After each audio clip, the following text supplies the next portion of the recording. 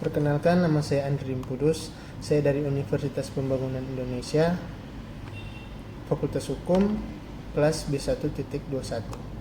Kesempatan kali ini saya akan mempresentasikan makalah yang berjudul Sejarah Hukum Agraria, mata kuliah Hukum Agraria. Latar belakang, tanah merupakan kebutuhan hidup manusia yang sangat mendasar. Manusia hidup serta melakukan aktivitas di atas tanah, sehingga setiap saat manusia selalu berhubungan dengan tanah. Dapat dikatakan hampir semua kegiatan hidup manusia, baik secara langsung maupun tidak langsung, selalu memerlukan tanah. Rumusan masalah yang pertama, apakah arti dari agraria dan hukum agraria itu sendiri? Kedua, bagaimanakah sejarah hukum agraria pada masa Indonesia belum merdeka, pada saat Indonesia merdeka, dan pada saat setelah Indonesia merdeka? Tujuan pertama, agar dapat mengerti apakah arti dari agraria dan hukum agraria itu sendiri. Kedua, agar dapat memahami dan mengerti bagaimanakah sejarah hukum agraria pada masa Indonesia belum merdeka, pada saat Indonesia merdeka, ataupun pada saat setelah Indonesia merdeka. Pembahasan pengertian agraria menurut Budi Harsono membedakan pengertian agraria dalam 3 perspektif, yakni arti agraria dalam arti umum, administrasi pemerintahan, dan pengertian agraria berdasarkan Undang-Undang Pokok Agraria. Dalam perspektif umum, agraria berasal dari bahasa Latin agar yang berarti tanah atau sebidang tanah. Agrarius berarti perladangan, persawahan, pertanian. Menurut Kamus Besar Bahasa Indonesia 1994 edisi kedua cetakan ketiga, agraria berarti urusan pertanian atau tanah pertanian, juga urusan pemilikan tanah. Maka sebutan agraria atau dalam bahasa Inggris agrarian selalu diartikan dengan tanah dan dihubungkan dengan usaha pertanian. Sebutan agrarian laws bahkan seringkali digunakan untuk menunjuk kepada perangkat peraturan-peraturan hukum yang bertujuan mengadakan pembagian tanah-tanah yang luas dalam rangka lebih meratakan penguasaan dan pemiliknya. Di Indonesia, sebutan agraria di lingkungan administrasi pemerintahan dipakai dalam arti tanah, baik tanah pertanian maupun non-pertanian.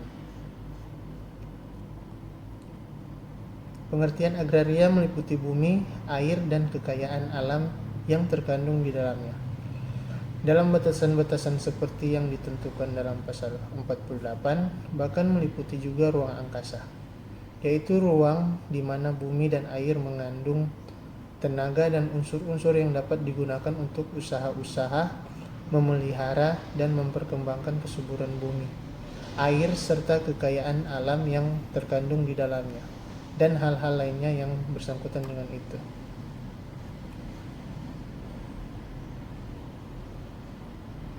Sejarah perkembangan hukum agraria di Indonesia.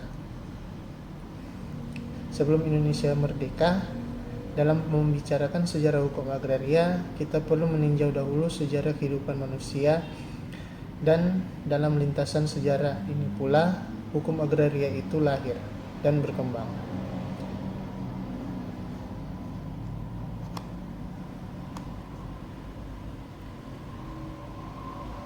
Melalui perkembangan zaman, hukum agraria tersebut menjadi kian berkembang, mengalami berbagai penyempurnaan dan pembaharuan setahap demi setahap hingga sekarang ini.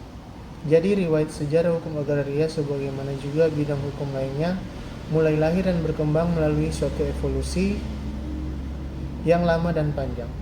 Sejak mulai adanya pengetahuan dan inisiatif manusia untuk menciptakan kehidupan serasi melalui hukum yang berkenan dengan pertanahan, yang dalam hal ini dapat dianggap sebagai embrio hukum agraria itu sendiri. Masa kemerdekaan. Hukum agraria masa kemerdekaan sampai tahun 1960. Diproklamasinya kemerdekaan Indonesia pada tanggal 17 Agustus 1945 oleh Soekarno-Hatta atas nama bangsa Indonesia mengakibatkan bangsa Indonesia memperoleh kedaulatan di tangan sendiri. Pada masa itu pendudukan tanah oleh masyarakat sudah menjadi hal yang sangat kompleks karena masyarakat yang belum berkesempatan menduduki tanah perkebunan dalam waktu singkat berusaha untuk menduduki tanah. Setelah Indonesia merdeka. Setelah 15 tahun Indonesia merdeka, maka pada tanggal 24 September 1960 lahirlah Undang-Undang Nomor 5 Tahun 1960 tentang Peraturan Dasar Pokok-pokok Agraria yang kemudian terkenal dengan istilah UUPA. Lahirnya UUPA bukan proses yang pendek, karena setelah Indonesia merdeka, sejak awal sebenarnya pemerintah telah mulai memperhatikan masalah agraria. Pada masa Orde Baru, belum sampai terlaksana sepenuhnya apa yang diprogramkan dalam reformasi agraria pada masa Orde Lama. Terjadi tragedi nasional dalam tahun 1965 yang melahirkan Orde Baru. Penguasa Orde Baru mewarisi situasi nasional dalam keadaan perekonomian negara yang menyedihkan dan konstelasi politik yang dinilai sebagai penyimpangan dasar dari sila-sila Pancasila dan Undang-Undang Dasar 1945. Masa reformasi. Orde Reformasi tampak membawa perombakan yang asasi dalam kebijakan pembangunan nasional di bidang ekonomi sebagai yang ditetapkan dalam kebijakan pembangunan nasional di bidang ekonomi sebagai yang ditetapkan dalam TAAP MPR nomor 10/MPR/1998 tentang politik ekonomi dalam rangka demokrasi ekonomi, yang berbeda benar dengan kebijakan pembangunan ekonomi Orde Baru. Sekian penjelasan singkat dari saya. Terima kasih. Halo semua, bagi kalian yang ingin melanjutkan studi perguruan tinggi, ayo bergabung bersama kami di Universitas Pembangunan Indonesia. Di dalamnya terdapat beberapa fakultas, di antaranya Hukum, Keperawatan, Teknik, Pertanian, Sosial Politik, dan juga Sastra. Untuk info lebih lanjut, kunjungi website unpi.ac.id atau kalian bisa langsung ke kampus di Jalan Walter Mungin Sidi, Kecamatan